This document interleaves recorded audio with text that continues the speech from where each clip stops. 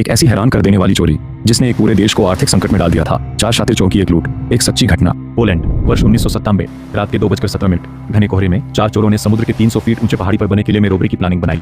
उस रात की इस रोबरी ने पूरे देश को मुसीबतों में डाल दिया था। हाथ में मोटे रस्सियों का बंडल लिए पहाड़ी की तरफ चल दिए। कोई भी काम वे स्पष्ट प्लानिंग के साथ करना चाहते थे। गलती की कोई गुंजाइश नहीं। जंगल, समुद्र और फिर 300 फीट ऊंची खड़ी पहाड़ी की चढ़ाई, जैसे प्रकृति ही उनका दुश्मन बन गई हो। लेकिन वे हिम्मत नहीं हारते और वे चढ़ाई शुरू करते हैं। ऊपर केवल रस्सी के सहारे चढ़ना था और चढ़ाई इतनी तंग थी कि गलती और जान गई। उन्हें जल्द से जल्द ऊपर पहुंचना होगा। अभी आगे आने मुश्किलातों का भी कोई पता नहीं था। वे चढ़ ही रहे थे।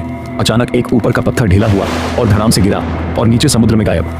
वे बाल बाल बचे, सांसें रुक गई, हिम्मत जवाब दे रही थी, लेकिन मन के लालच ने उनका जोश बनाए रखा था। रस्सी और पुलियों के सहारे वे धीरे धीरे आगे बढ़ रहे थे। इसी तरह से एक कर वे पहाड़ी पर चढ़ ही गए। सामने आलीशान किला दिखाई दे रहा था। उन्होंने चैन की सांस ली, घोर अंधेरा, और आगे की प्लानिंग बनाना शुरू किया। किले के चारों तरफ लगे सिक्योरिटी गार्ड और कैमरों का जायजा लिया। वे पहली बार डर का सामना कर रहे थे। सिक्योरिटी कैमरों को डिसेबल करने के लिए उन्हें मेन स्विच की लाइट काटनी होगी जो बिल्डिंग की दूसरी तरफ था। वे सिक्योरिटी कैमरों से बचते हुए वहां पहुंचे और लाइट ऑफ कर दी। चारों तरफ घुप अंधेरा छा गया। यही सही मौका समझकर पीछे के दरवाजे से अंदर प्रवेश किया। उनके चेहरों पर डर का मातम था, लेकिन आगे बढ़ते रहे। सीढ़ियों से धीरे धीरे नीचे उतरते हैं और मेन दरवाजे की तरफ बढ़ते हैं। लेकिन तभी लीडर ने लेजर ग्रिड के जाल को देखकर सबको अलर्ट किया। उसे इसके बारे में पता था। वह डिस्ट्रॉयर स्प्रे भी साथ लाया था। उन्होंने ग्रिड काटी और आगे बढ़ गए। आखिरकार वे मेन रूम में पहुंच गए। वहां तिजोरी देखकर उन्हें सुकून तो हुआ, लेकिन अंदर ही अंदर डर से कांप रहे थे। दरवाजे कोडिंग पैटर्न से बंद थे, जिसे डिटेक्टिव राजू को खोलना था। उसने स्टेथोस्कोप लगाया और एक क्लिक, 2 क्लिक और तीसरे क्लिक में धड़ाम से तिजोरी का दरवाजा खुल गया। उन्होंने शायद अपनी लाइफ में इतना ज्यादा मात्रा में भंडार कभी नहीं देखा होगा। वे खुशी से झूम उठे। उनके पास इसे बैग में भरने के लिए मात्र 90 सेकंड था।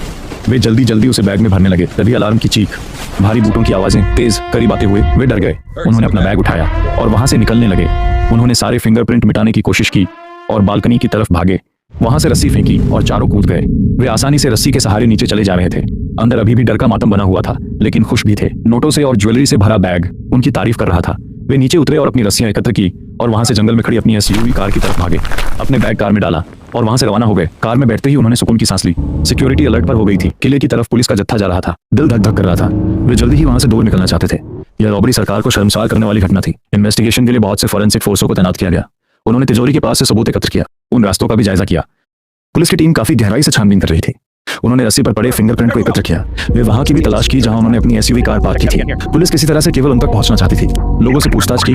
जहां जहां ब्लैक एसयूवी कार देखी गई थी वहां से जानकारी निकाल रहे थे। चोरों ने दूर किराए पर फ्लैट लेकर रहने लगे थे। 4 चोर अपनी लग्जरी लाइफ का आनंद ले रहे थे और दिन भर पार्टी एंजॉय, जैसे उन्हें नया जीवन मिल गया था। उन्हें 3 दिन हो गए थे। अपनी लाइफ में वे इतना मशरूफ हो गए थे कि वे भूल ही गए थे कि पुलिस को उनकी तलाश है। उन्हें आने वाली मुसीबत के बारे में बिल्कुल भी अंदाजा नहीं था। आगे देखिए कैसे चोर बड़ी चालाकी से पुलिस को चकमा देकर निकल पाते हैं। देखिए पार्ट 2 में।